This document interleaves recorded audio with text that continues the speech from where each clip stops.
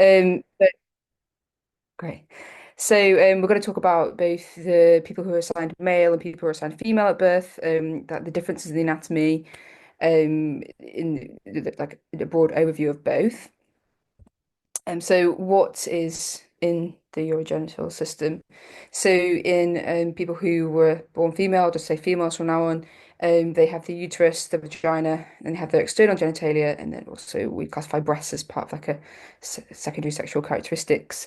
And then males, you have the testes, the epididymis, the vas deferens, the seminal vesicles, the prostate, and their external genitalia. But in the crossover between these two is that everyone has the kidneys, the urethra, the bladder, and the ureter. So we'll talk about the crossover kind of together, not separately. So first, I'm going to go over the pelvis, the pelvic floor, and then we'll go on to the kidneys and the ureter, and then the bladder and the urethra.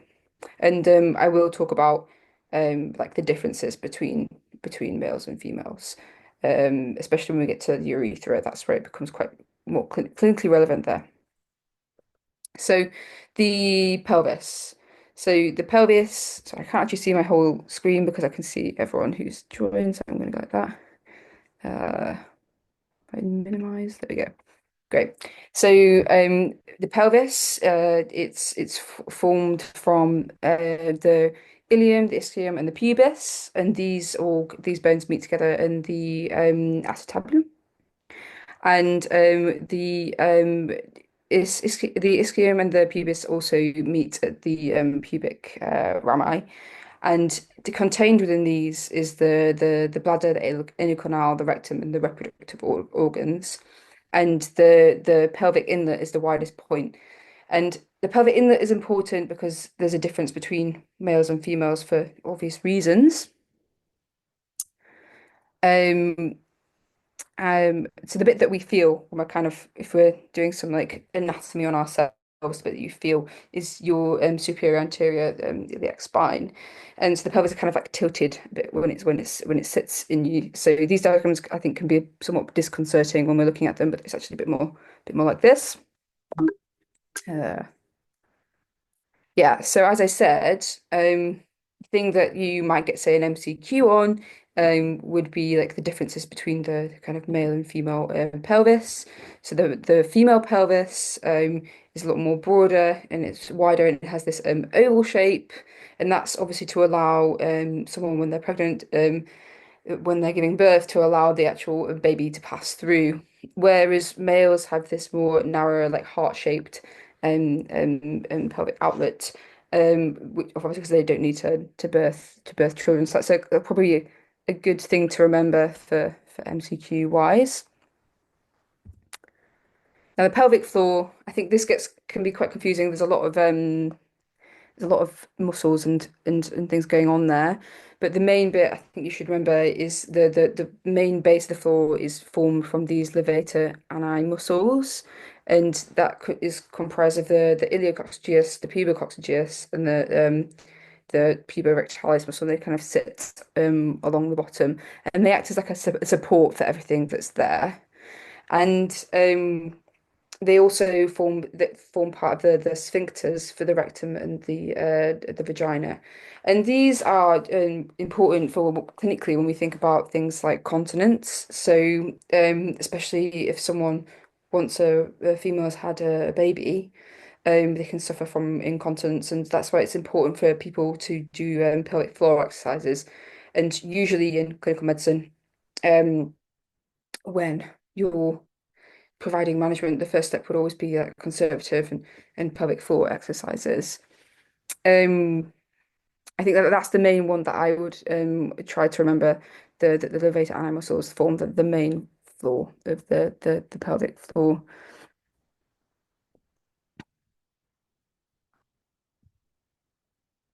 So the pelvic or the positions as well. This is also another important thing that you might get an MCQ on, as to how the different organs sit within the pelvic cavity. So this is obviously anatomy of a male anatomy, and you always get the kind of the rectum at the back, and then the bladder anterior to that, and then the kind of genitalia even more anterior to that. And maybe a good thing to remember is that the sigmoid colon becomes the rectum at S3. Um, so that's also something that they might ask you in an MCQ. In females, it's good to remember that the difference is the uterus also sits just posteriorly to the bladder. So if anyone like has any questions as we're going along or it needs to have a bit more explained, I understand we're trying to go over a really dense topic in a short amount of time. You can just raise your hand or stop, or we will have some MCQs dispersed throughout as well. So the perineum it's inferior to the pelvic floor, and it's what contains like the urethral and vaginal orifices in females. And this is what I was saying about the kind of the sphincters. So here you can see you've got the urogenital triangle, and then posteriorly you have what the levator ani muscles. Um, I think. I'm not sure what's the most important thing to kind of remember from this. I think after doing my obs and gynae rotation, I think I've put here, obviously, clinically it can be torn in childbirth, and there's the thing that we do is called an episiotomy, and that tries to reduce the risk of damaging. We have this thick kind of a tendon fascia here called the perineal body, which is where everything kind of meets. And we usually do that to prevent that from tearing. So if you remember that everything meets at this perineal body, and we try to protect that during childbirth, it's a good way of kind of remembering that stuff.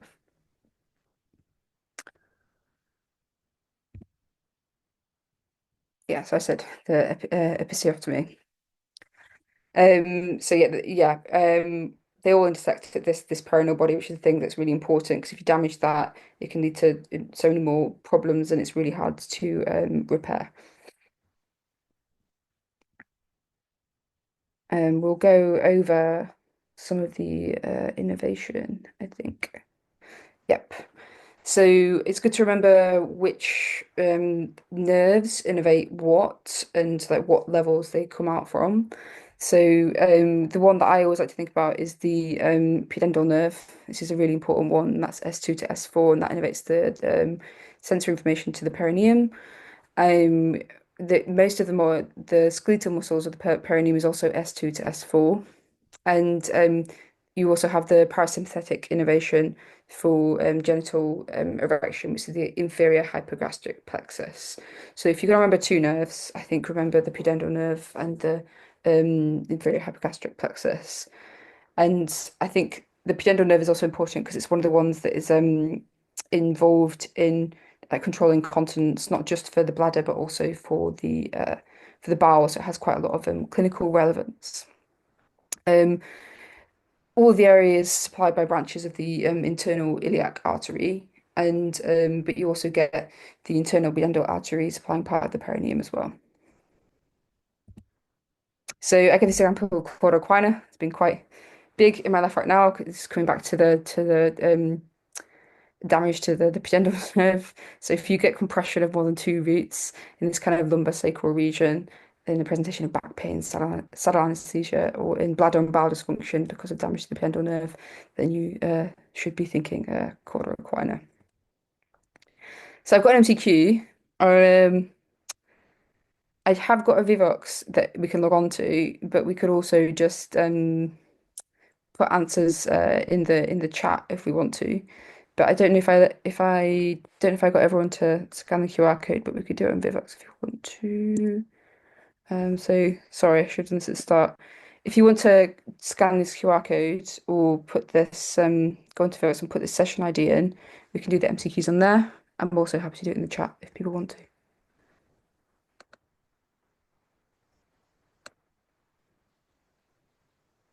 Is everyone okay?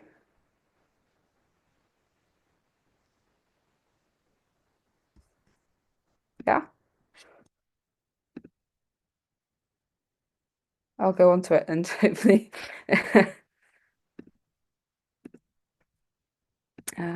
Yeah.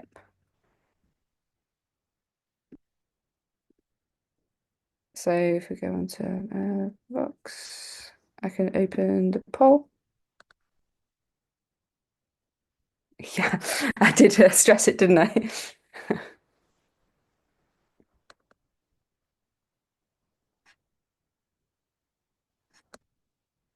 Great, cool. Um, yeah, so the answer was the perineal body.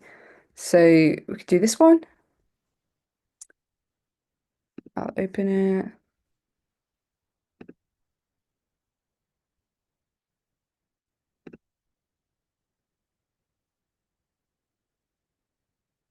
Nice.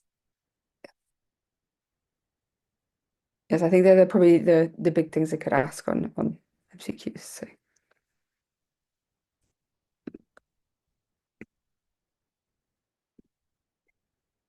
great. Yeah.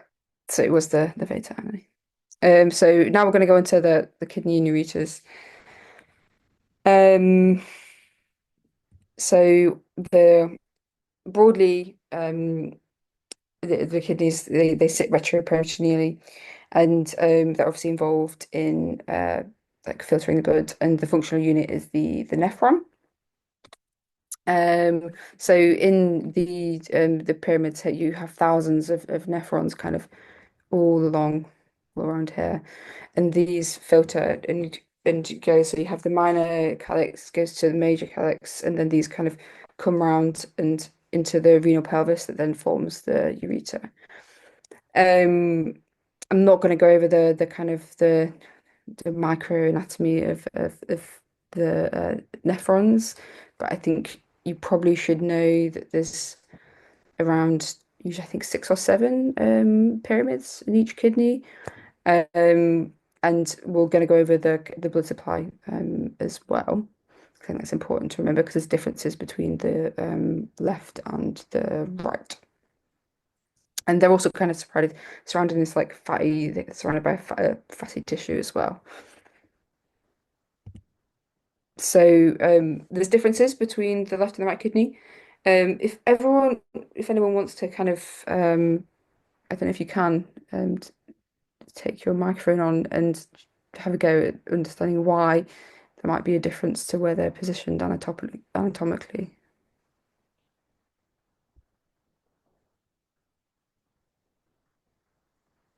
I don't know if we have Is to. it because of the liver on the right hand side? Yeah, precisely, precisely. So the liver sits above the right kidney, so the right kidney is slightly below the left kidney. They're both branches from the aorta.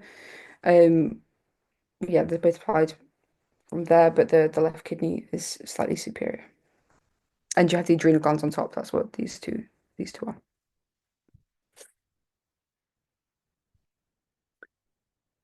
Um, yeah, as I said before, they're retroperitoneal and they're from about the level of like T 11, 12 to L2, L3 on the back. If you can imagine that. Uh, I think it's good to kind of understand whereabouts they kind of are in terms of where everything else kind of is within the, peritoneum. Um, so I think this diagram is quite good. It kind of gives you an overview of like how you have on the left, you have your stomach and spleen kind of sitting across the kind of superior aspect of the left kidney, and then below you've got the judgment sitting. And so this is also something they might ask you. They could maybe give you some form of diagram and ask you maybe about what other organs are kind of sitting around each kidney. I think as well this becomes a bit more could become a bit more important in terms of like when you have things like if someone has some form of malignancy, like how it would spread and where it would spread due to like proximity and things like that.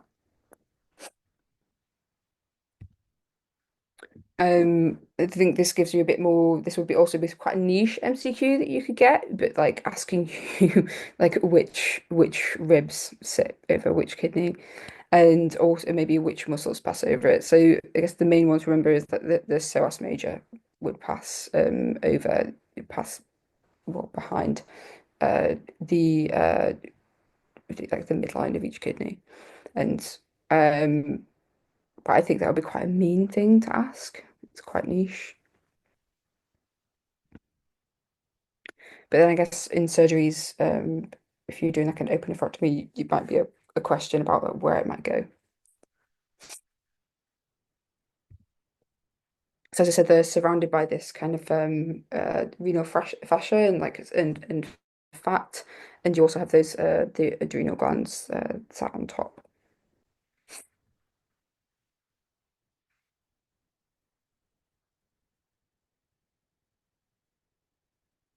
So as I said, the ureters they come from the kidney, so I think the things to remember from this that the clinical importance is kind of kidney stones and the different narrow points that you get along there.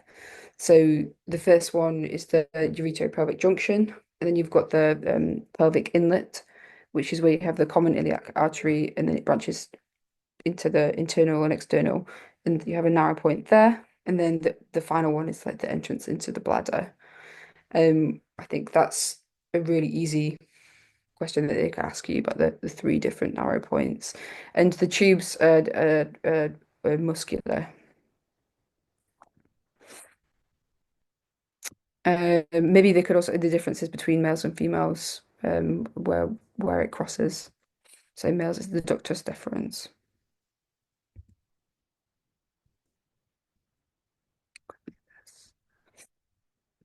The kidneys have different supplies, like blood supplies. So the renal arteries, obviously, they supply the upper parts. But I think you also get branches from the common iliac arteries coming in from the inferior aspect. Drainage nodes.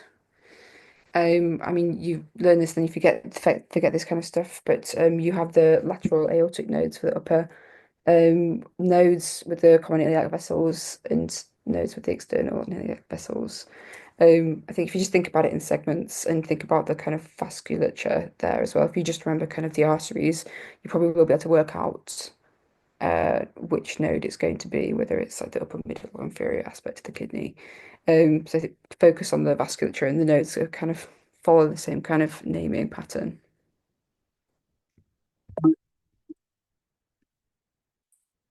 Again, which nerve supply what? So I think it's good to know that it's both parasympathetic and sympathetic sources coming from the like the T11 L2 region, and you get referred pain with the kidney because it's a visceral source. So someone presents, they might get like the loin to groin pain.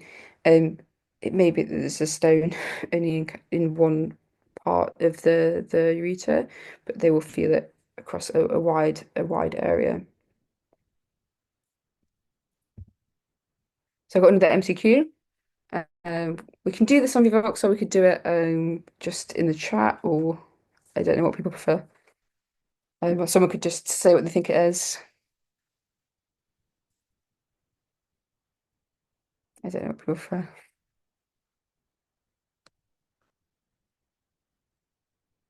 Should I go on Vivox?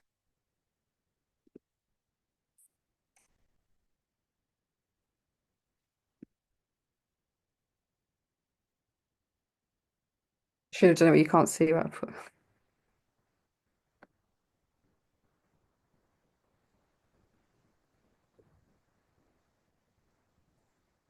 So yeah, the right answer is it's kind of going from the smallest to the biggest. So you've got the purduct, minor calyx, major calyx, renal pelvis, then ureter.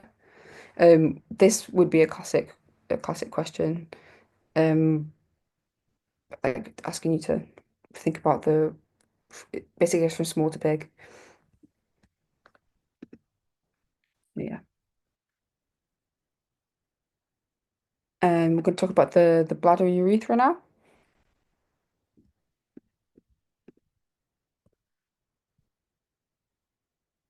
So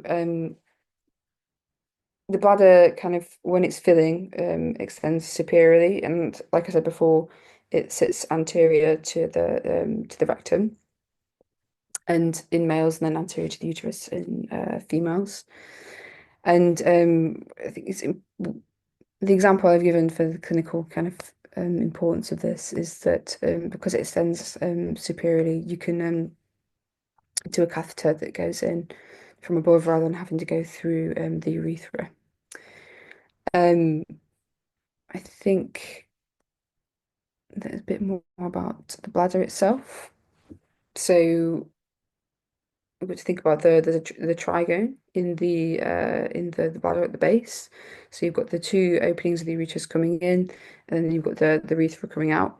And when you're doing cystoscopy, I think you can kind of orientate yourself through finding that triangle, or sometimes there's like a kind of a little bubble of air at the top. So it's a good way of like orienting yourself, remembering that the triangle is at the bottom. And again, like below the bladder, you've got the levator ani muscles, and it's held in place by the in the apex by the medium umbilical ligament.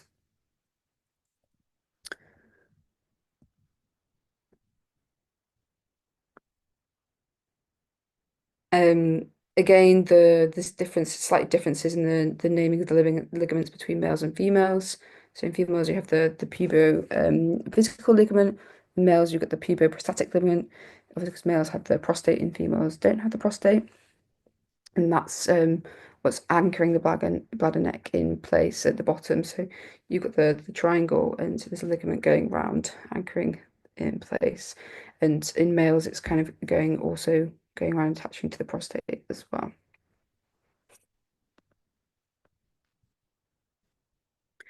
So the bladder, it's supplied sympathetically by the hypogastric nerve and parasympathetically by the pelvic nerve and somatically by the pudendal nerve.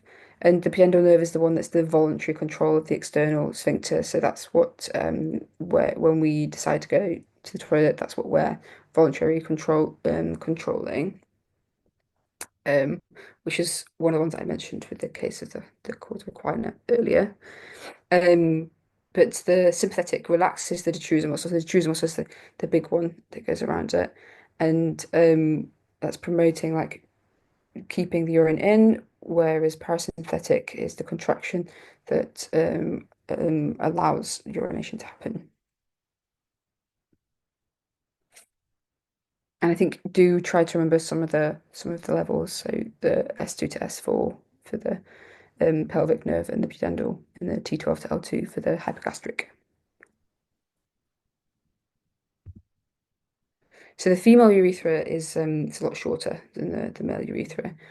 Um, and this is clinically, I think, clinically relevant because it's why females tend to get a lot more like bladder infections and things like that than males because it's obviously a shorter distance for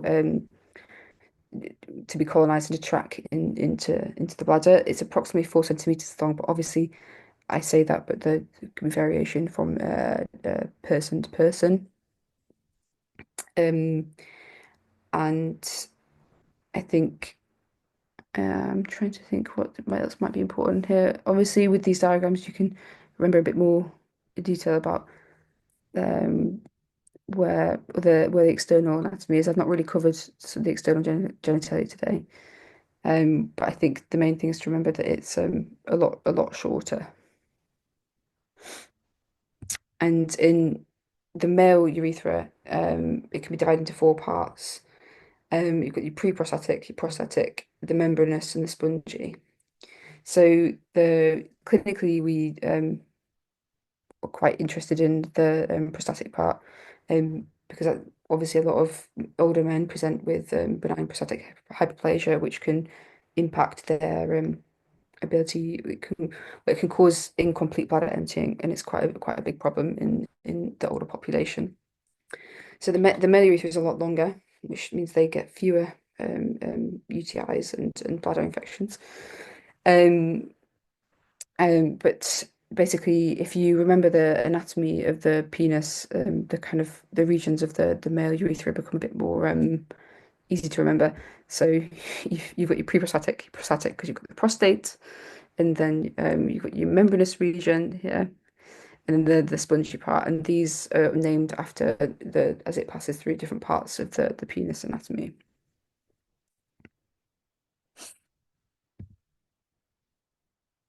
Um, so in a bit more detail, the preprostatic bit is a lot shorter, and it's surrounded by the internal urethral sphincter. So there's two sphincters, whereas the prostatic bit is a bit longer, and that's where the ejaculatory ducts enter. So this is where semen and other enzymes and things will come in. So you have this short distance between the preprostatic duct separating the bladder from the the ejaculatory ducts. And then you have the external urethral sphincter. And again, you still have it passes through the deep perineal pouch after that, and that's the same on both males and females. Um, the membranous region is quite short as well, and this also is near the external urethral sphincter, which is the S2 to S4. And the spongy bit is the longer one, and that's surrounded by the erectile tissue.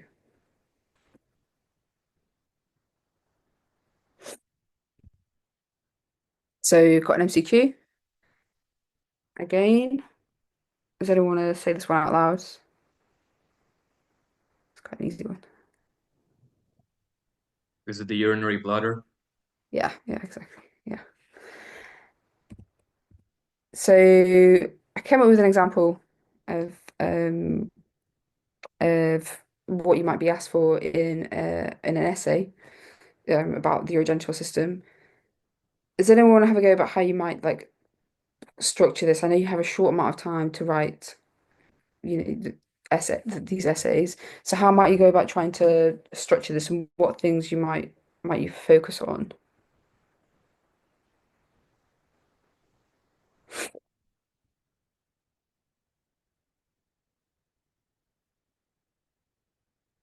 No?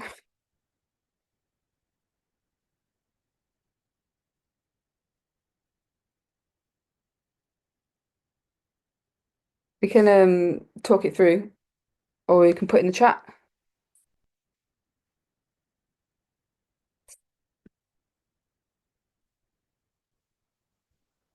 Then let's have a think about how we might structure an essay comparing differences to the male and female anatomy.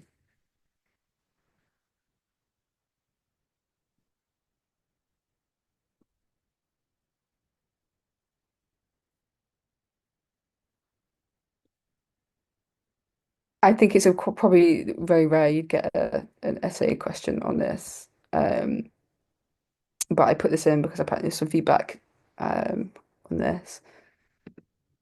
So I know that it's probably going to, what in the time allowed, about 1,000 words, probably not more than that.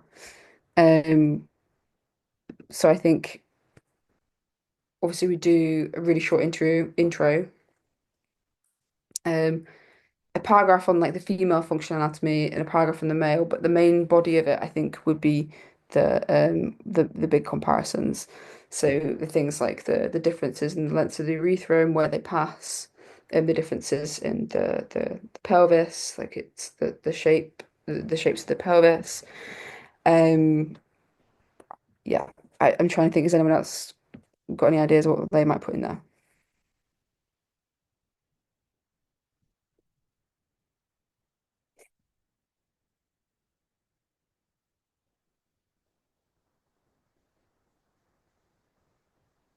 If not, that's what I've got on this today. We can go back over some slides if anyone has any questions, or